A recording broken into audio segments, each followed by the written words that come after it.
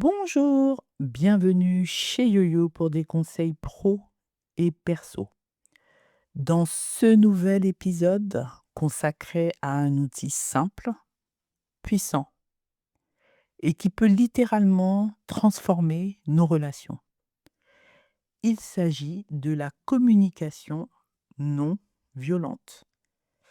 Aujourd'hui, nous allons aborder les 4 clés essentielles de la communication non violente, dite CNV.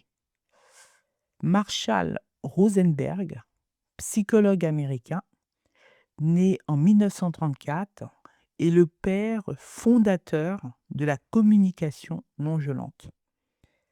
Il a grandi à Détroit, dans un contexte marqué par de fortes tensions et violences raciales.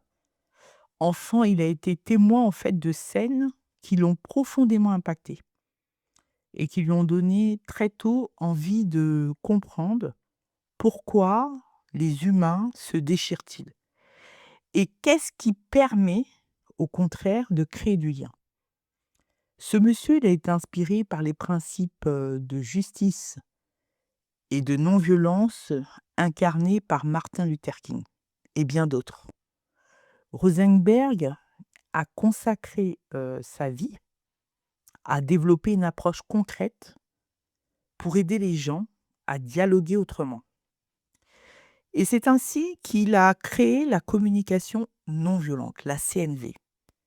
Une méthode simple, en 4 étapes fondamentales pour s'exprimer avec clarté, accueillir l'autre sans jugement et construire des relations plus apaisées, dans la vie professionnelle comme personnelle. Qu'est-ce que la méthode Rosenberg? En fait, c'est une méthode en 4 étapes. Donc la communication non violente se base sur les 4 principes. Je vous invite à retenir les initiales de ces 4 principes et à bien comprendre comment les employer lors d'une communication. Les 4 initiales, c'est O, S, B, D. O pour observation, S pour sentiment, B pour besoin et D, demande. Alors moi ici, je parle des 4 clés essentielles de la communication non violente. O pour l'observation, en fait, c'est, être neutre, c'est avoir une observation neutre de la situation. Ce que j'ai vu ou entendu sans jugement. En fait, c'est ce que je vois ou ce que j'entends sans jugement. En fait, c'est observer les faits comme une caméra. Pas d'interprétation, pas d'étiquette, pas de toujours, pas de jamais, tu exagères, juste les faits. Par exemple, quand je vois que les dossiers ne sont pas rangés depuis 2 jours, là, je dis ce que je vois, c'est du factuel, c'est concret, précis et vérifiable. Et en fait, ça évite que l'autre se braque dès la première phrase, en fait. Et derrière cette observation, quand je vois que les dossiers ne sont pas rangés depuis 2 jours, quel est le sentiment? Et le S de la deuxième clé essentielle, c'est le S de sentiment. Et c'est important d'exprimer ses sentiments, ce qu'on ressent face à cette situation. Qu'est-ce que je ressens? Ce que je vis intérieurement. On exprime comment on se sent, frustré, inquiet, stressé, joyeux, soulagé. Et là, je dirais: «Je me sens stressé ou un peu dépassé». Vous voyez un petit peu? Il y a ce que j'observe dans la situation, je vois que les dossiers ne sont pas rangés depuis 2 jours. Le sentiment, ce que je ressens, je me sens stressé ou un peu dépassé. Dire ce que l'on ressent, c'est s'exposer un peu, mais c'est aussi ce qui permet une vraie connexion dans la communication, notamment non violente. Et le B de besoin, c'est la source du sentiment ressenti derrière chaque émotion.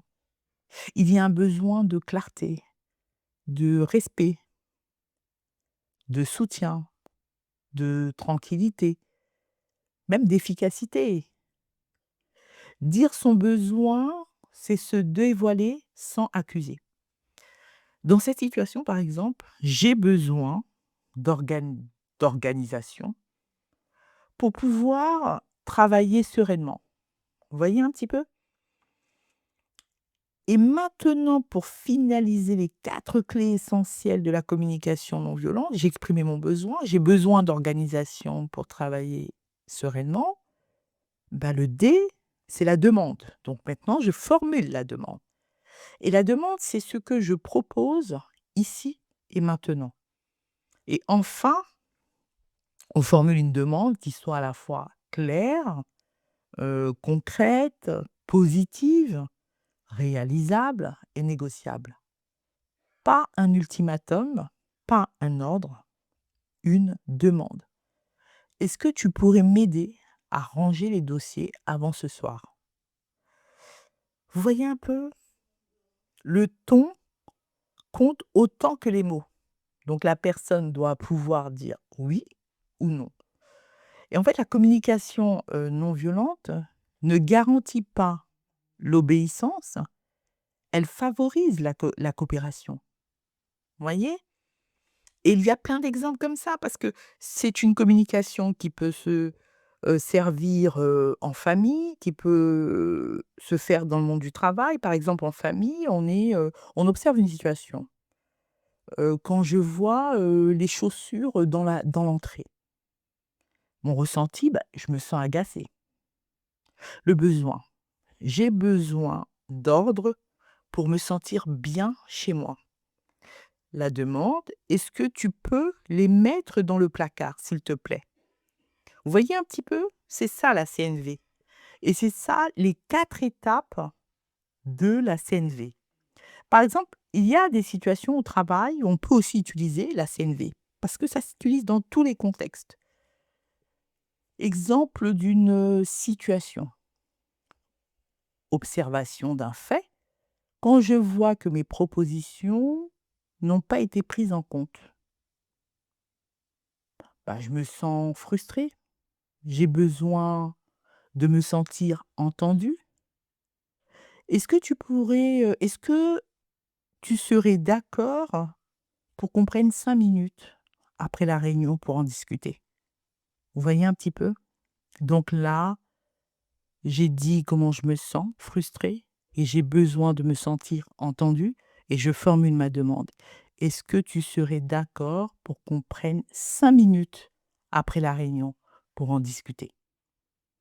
C'est ça la CNV. La CNV, ce n'est pas parler gentil, ce n'est pas éviter les conflits, c'est au contraire une façon de dire les choses clairement, sans violence et surtout sans perdre le lien avec l'autre.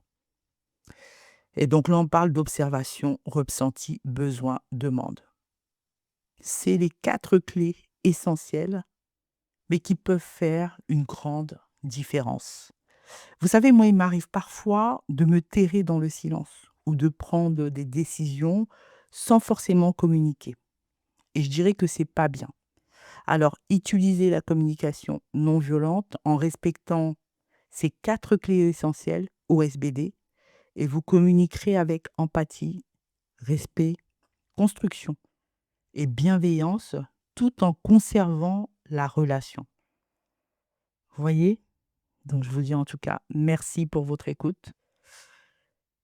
Et je vous dis à très bientôt pour un prochain épisode. C'était Bienvenue chez YoYo pour des conseils pro et perso.